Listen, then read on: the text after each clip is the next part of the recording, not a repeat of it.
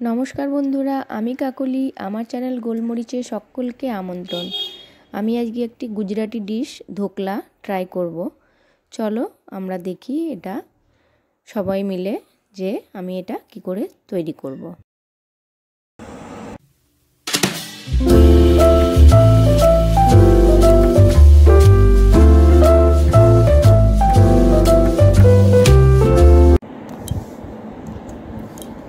আমি আজকে যে ধোকলাটা করব তার জন্য আমি নিয়ে নিচ্ছি 1.5 কাপ পরিমাণে বেসন।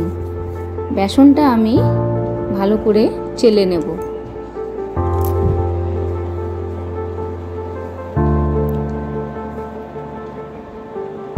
চেলে নিলে এই বেসনের যে স্মুথ পেস্ট আমি তৈরি করব সেটা খুব সুন্দর হয়।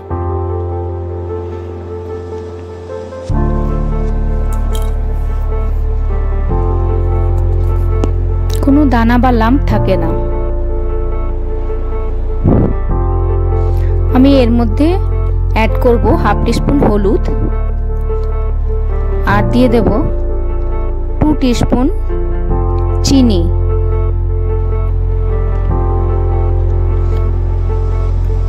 আরও দিয়ে দেব এর সাথে 1/2 টিস্পুন লবণ।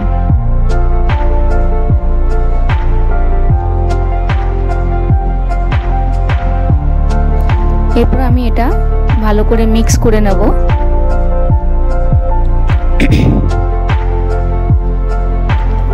তারপর আমি আস্তে আস্তে অল্প অল্প করে জল দিয়ে একটা স্মুথ পেস্ট তৈরি করে নেব। আমি 1 কাপ পরিমাণে জল নিয়েছি, এটা আমি অল্প অল্প করে দেব আর ব্যাটারটা ধীরে ধীরে তৈরি করব। দেখো আমার খুব সুন্দর করে বেসনটা গুলে গেছে।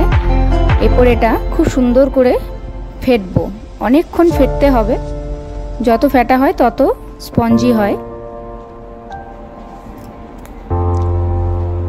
আর চেষ্টা করবে এক সাইড দিয়ে ফেটতে। এখন আমি এর মধ্যে দিয়ে দেব একটা অর্ধেক লেবু।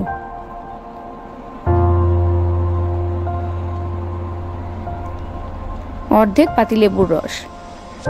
আমার অন্যদিকে আমি একটা কড়াইয়ে জল 1 কাপ 1.5 কাপ মতন জল দিয়েছি, তার মধ্যে একটা স্ট্যান্ডকে বসিয়ে দিয়েছি।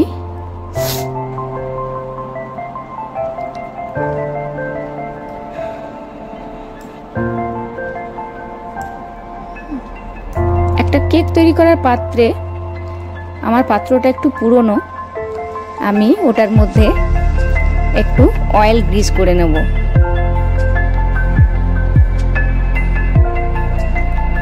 আমি এখানে রিফাইন অয়েল ব্যবহার করেছি।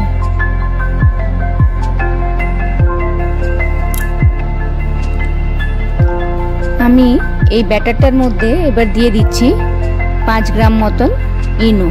এই প্যাকেটে 5 গ্রাম ইনো থাকে। অনেকে এটা বেকিং সোডা দিয়েও তোমরা করতে পারো।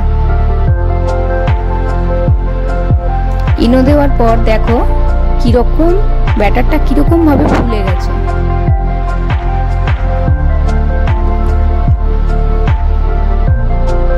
এটা পাত্রটা রেডি করার পর, যে পাত্রে আমি ঢালবো, রেডি করার পরই ইনোটা অ্যাড করতে হবে। ইনোটা দিয়েই এটা ওই পাত্রে ঢেলে দিতে হবে। খুব সাবধানে, কড়াইটা গরম, আমি এটা কড়াইয়ের মধ্যে বসিয়ে দিলাম। এরপর এটা আমি ঢেকে দিয়ে 20 মিনিট মতন ভাপে রেখে দেব। আমি ধোকলাটার জন্য একটা সিরাপ তৈরি করে নিচ্ছি। আমি একটা ছোট্ট ফ্রাই প্যানে দিয়ে দিয়েছি 1 টেবিল স্পুন সাদা তেল। আর তেলটা আমার গরম হয়ে গেছে। এর মধ্যে আমি এখন দিয়ে দেব 1 টেবিল স্পুন সর্ষে। সর্ষেটা ভাজা হয়ে গেলে এর মধ্যে আমি দিয়ে দেব 4-5টা কাঁচা লঙ্কা, গোটা কাঁচা লঙ্কা। আর দিয়ে দেব 10-12টা মতন কারি পাতা। এটা একটু ভাজা হয়ে গেলে এটা স্লো আছে আমি একটু ভাজবো, তারপর আমি দিয়ে দেবো এর মধ্যে 1 কাপ পরিমাণে জল। খুব সাবধানে করতে হবে, প্রচণ্ড ফাটে।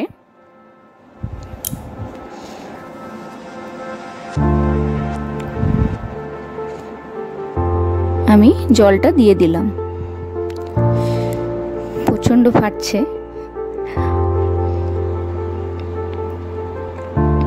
এই টাইপের আমি খানিকক্ষণ ফুটিয়ে নেব। আর এর মধ্যে আমি দিয়ে দেবো 1/2 টিস্পুন নুন আর 1 টিস্পুন চিনি।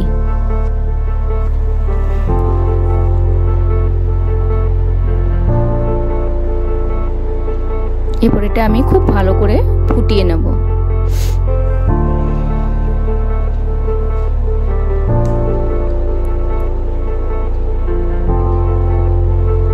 আমি অন্যদিকে ধোকলাটা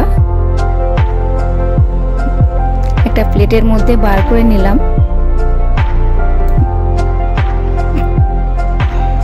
ধোকলাটা আমার খুব সুন্দরভাবে বেরিয়ে এসেছে।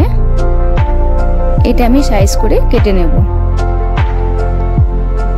আমি চাকুটার মধ্যে একটু অয়েল গ্রিজ করে নিয়েছি।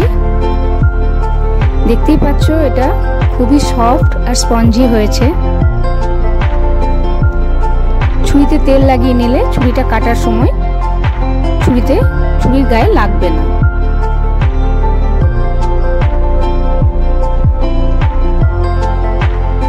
আমি আমার মতন করে কাটছি, একটু ছোট বড় হচ্ছে, তোমরা তোমাদের মতো কেটে নিও।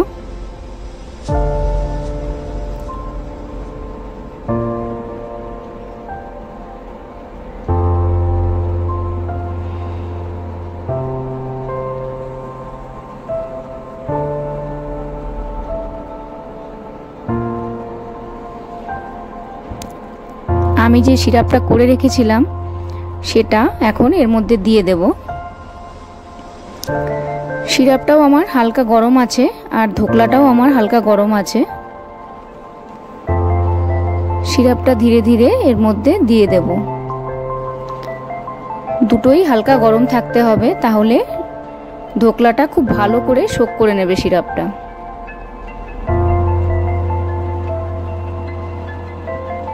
খালি খাওয়ার সময় মুখে শুকনো শুকনো লাগবে না।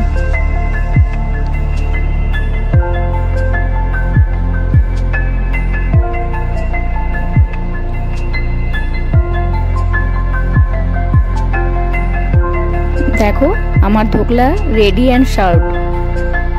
তোমরা ঘরে এটা প্লিজ ট্রাই করো, আর কেমন লাগলো অবশ্যই আমাকে কমেন্ট করে জানিও। খারাপ হলেও জানিও। যদি আমার কোনো ভুল হয়ে থাকে তাহলে আমি সেটা ঠিক করার চেষ্টা করব। প্লিজ আমার চ্যানেলটা সাবস্ক্রাইব করতে ভুলো না। Please like, comment and share. এখন আমি আসি, বাই বাই।